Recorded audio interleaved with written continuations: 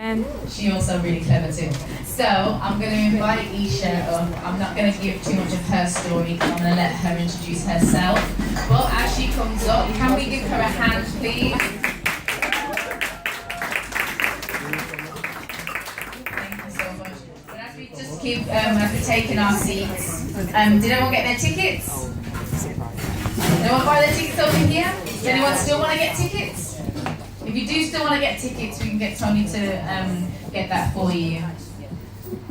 But if we can all take our seats swiftly, we can get on to the next part, which I know I'm very excited about because I've heard Esha speak, but you're going to be absolutely blown away when you hear her speak also. So, Esha, take the floor.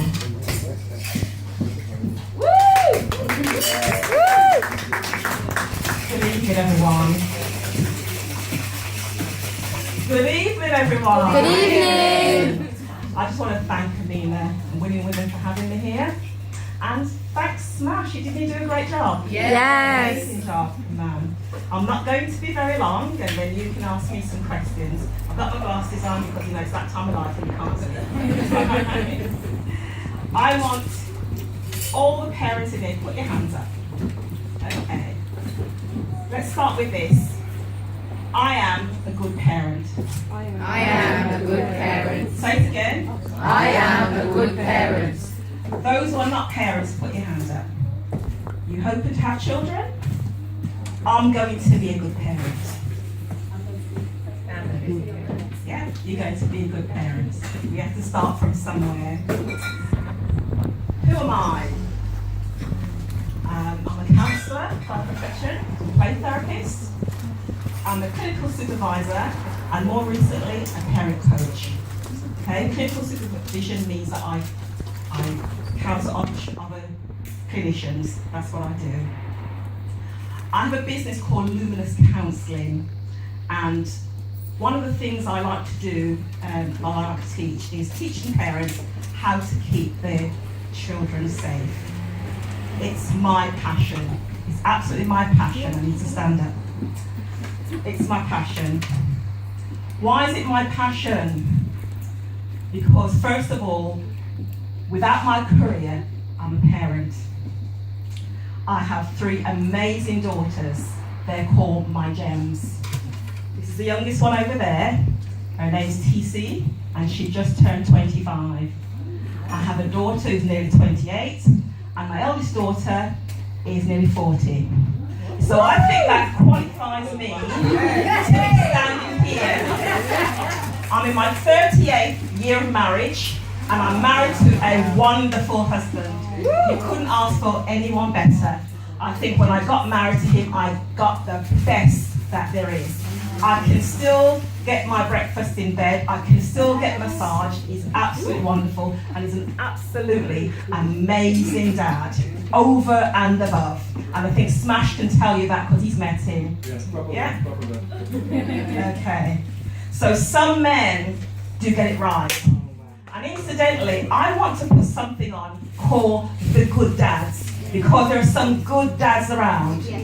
Don't let anybody fool you about our community that they're all bad dads. There are some really excellent fathers out there. And my husband is one of them. Okay? How did I get here? To have this passion about keeping children safe. How did I get here? We all get busy as parents, busy parents. And we can have this thing called the wait a minute syndrome. When our children come to tell us something, wait a minute, I'm cooking. Wait a minute, I'm hanging out the washing. Wait a minute, I've got to fix the car. Wait a minute. By the time the child gets ready to talk to you to tell them that something is wrong, they've gone to sleep or it's gone. They don't want to talk to you anymore. I was a busy mom working for an organisation, one of the biggest charities in the UK, Barnardo's, that's who I was working for, a senior child sexual abuse counsellor. And I counselled children who've been sexually abused, and I taught the parents how to keep their children safe. I even set up a programme for Barnardo's about how to keep children safe. Unbeknown to me, while I was keeping other people's children say, there is someone abusing my daughter. Sexually abusing my daughter, and I didn't know about it. What a blow. Strike one. What a blow. Look at this counsellor telling all the other mothers how to keep their children safe, and she can't keep her own children safe. My parents brought me up with 3 phrases. I was useless, I was worthless, and I was good for nothing. And in that moment of time when my daughter told me that, it was the worst sound any parent would want to hear. So I became useless and worthless and good for nothing. And I had to take time out of work because I couldn't work. Why was I working in an industry where I'd failed my own children? So I felt that pain. But one thing about that pain, I understood when the mothers came in front of me, I began to understand how they were feeling. Because sometimes as a professional, you can be an autopilot and the parent is in front of you and you're not really realizing what that parent is going through. But for the first time, I realized what that parent was going through, and I changed my strategy. You know, the song says that we fall down, but we get up. Get up. We fall down, But we get up. and when I got up strong, and I got up with a passion to help parents keep their children safe from child sexual abuse. We don't want to talk about it. We want to talk about all the nice things and all the nice business, but no one wants to touch that. They want to put it behind the back burner, but we need to touch it. So I'm the person that developed a package which tells them about Percy penis and Victoria vagina. I do that because they need to hear those things. Yeah. So I tell them those things. And I'm here, and that's what I do for parents. I'll train them to do that. 1 minute, let me just put this back on. I'm not very good at technology, as you can see. You're doing good for me. Okay then, that's part of my story. So I'm on a mission to help parents build a relationship with their child. Because what happens is that we don't actually have that relationship. Because I thought I knew my children well enough, but the relationship wasn't deep enough. And you know what strike 2 is? Do you know what happened? I did some training around child sexual abuse, and you know something? The perpetrator sat in front of me, and I was smiling because he was there, and he was sitting there taking everything in from me, just sitting there, and I didn't notice, missed it, and we can miss it. So like Smasher said, don't beat up on yourself, because I beat up on myself for a long time. And sometimes when I see my daughter go down, because she was downhill for a long time, and I said to her one day, stop, I'm not having that anymore. The atmosphere is too dense in the house. And she said, sit down, I want to tell you something. And it took her years to tell me that. It took her years to tell me. So I want to teach you 3 key things I wanted to take away today about helping you to build a meaningful relationship with your children. And I mean meaningful relationship with your children. I want to start with number 1. It is give them the gift of love. And I heard someone say that we love our children. Yes, we do. But what does the gift of love mean? What does it mean, the gift of love? Because we love our parents, we love our pets, we use that word love. What does it mean? Let me spell love the way that children spell it. Spell it with me. L T T T T I I M M E. E Let's go again. T I M E. What does that say? Time. Time. That's how children spell love. Time. Giving children your time. And that's why I said we have a wait a minute syndrome. We don't give children quality time. You must give children quality time. Get to know your child, and they must get to know themselves. What's your child's favourite colour? What's their favourite colour? Pink. Thank you. Pink. Yeah? Any more? Orange. What's their favourite piece of clothing in their wardrobe? Legacy gown. I like that. Yeah. What's their favourite food?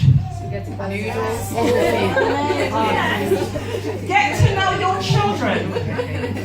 Get to know them. Get to know their moods and the mood swings and when it changes. Get to know them. When they come home from school, talk to them. How do you do that? Put your mobiles away. Like the little boy who wanted to be a mobile. And the reason why he wanted to be a mobile, because his dad spent so much time on the mobile. So he wanted to be a mobile. Yeah? Put it away. Turn the TV off. Turn the EastEnders off. Turn the God channel off. Turn it off. Turn everything off. And sit with your child for half an hour a week. That's all it takes. Half an hour a week. Sit on the floor and play a game. Some of us parents have forgotten how to play. Forgotten how to have fun. We've forgotten all of that. Because they're children. Spend quality time with your child. Talk to them. When they're hurting, what's the matter? Talk to them. Don't talk at them. Talk to them. Listen to them. Hear what they're saying and hear what they're not saying. That's what the key to building a relationship. You need to start building a relationship with your child. It's not good enough. No child coming to this world by themselves. No sperm meets an egg and say, oh, let's come out. They don't do that. They're your responsibility. So take the time out, just like you take time out for everybody else and chat with your brethren on the phone or your woman on the phone. Yeah? We chat with our girlfriend. Take the same quality time out for your child because they matter. They do. School your children from the inside out, not from the outside in. What do I mean by that? Schooling them from the inside. Getting them to know themselves, because we spend a lot of time pricking up our children. They got the latest hairstyle and the bows. They got the shoes and the belly top. You know, they got the makeup, and because people buy their young children makeup nowadays, they got everything so they look good on the outside. And we educate them. Why are we educating them? For whose benefit are we educating them? To show off, because many parents still live their life through their children. They do that. They're living their lives. They want their child to be a doctor because it suits their purpose, because whatever they failed at, they want to do it through their children. So they school them from the outside, and I'm saying school them from the inside so that it builds their confidence and their self-esteem, so they know who they are and they know where they're going. They have a legacy that they're going after, and you've got to help them build that legacy by schooling them on the inside. I have 3 daughters, and they know who they are. So when they go to work and someone comes up to them and says something, they say, you what? No. When I walk in somewhere, they don't take the mick, because I know who I am. Train your child that way, to know who they are first. It's not up to teachers to do that. They're there to teach them. It's your job to do that. Your job to do it, not the teachers. So by the time they're 4 and 5, they should have an idea who they are and where they're going, because you've spent the time with them to teach them, to school them from the inside out. Technology again. It's all right. I'll get used to it. The third point I want to make is teach your child safe boundaries. Everybody put your hand forward. Yeah. In fact, stand up for me a minute. Stand up for me. Put your hand forward. Right up. See this? That's as far as I'm allowed to come. And the teachers don't like this in school, because I teach the children that. No teacher coming to your face. Nobody. Yeah? As far as, stretch your hands out. That way. Yeah? Let's turn on the spot. Right on the spot. That's how much space we're allowed to have. That's your space. Do that exercise with your child and teach them what their space is. The boundary that you teach them, that no one comes in their face or come in their personal or private space. That's what belongs to them. When you go in a shop, when you go anywhere, even when they stand too close to me on the tube, I'm like, move over. Personal space. Your body is yours. It belongs to you. Teach them the word no. Let no become their favorite word. My body is mine. No, you're not allowed to touch my breast. No, you're not allowed to touch my vagina. They are my private space. Teach them that. I don't care who they are, whether they're teacher or pastor, evangelist, or whoever they are. The same perpetrators out there, they're sitting right at the front row in the churches. And then when you open your mouth and talk, they don't want to believe you, and they want to tell you to get out of the church because they don't want to believe you. They want to push everything on the carpet, and it hurts as a parent. Especially when you're in a place where you're supposed to feel safe and you don't. So teach them safe boundaries. Teach them to have respect for themselves. Teach them to know their self-worth. Because when they know their self-worth, then everybody else will back off. Because they know. Yes. I'm sorry I sound a bit passionate, but I'm passionate about this subject. Because nobody wants to talk about it. We just want the pretty bits of life. But I'm here to stir you up so that you become vigilant. Because an aware child is a safe child.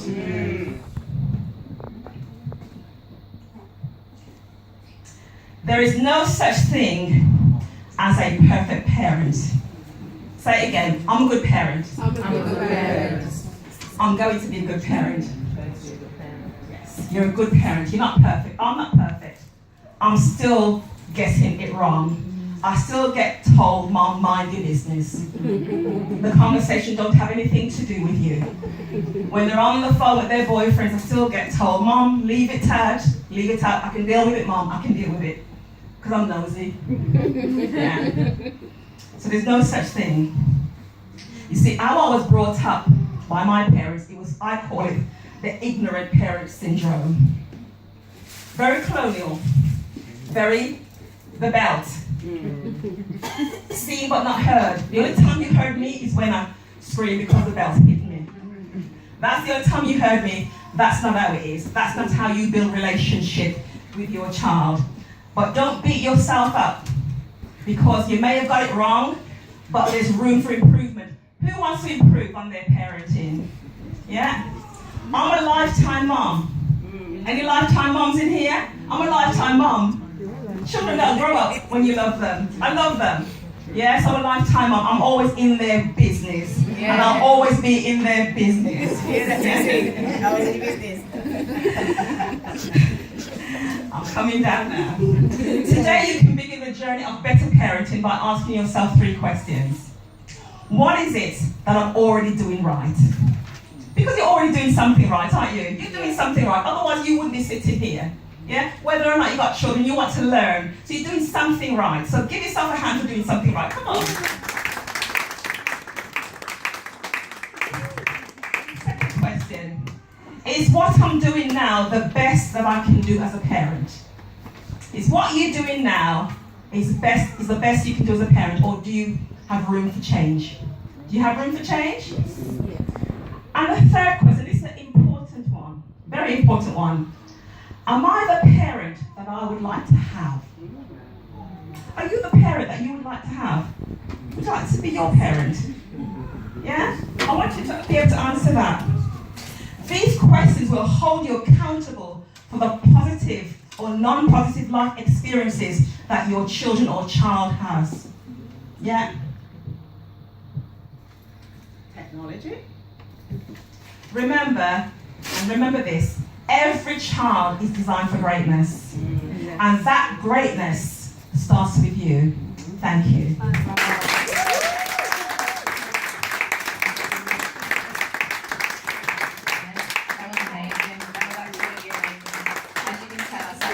I took my own notes.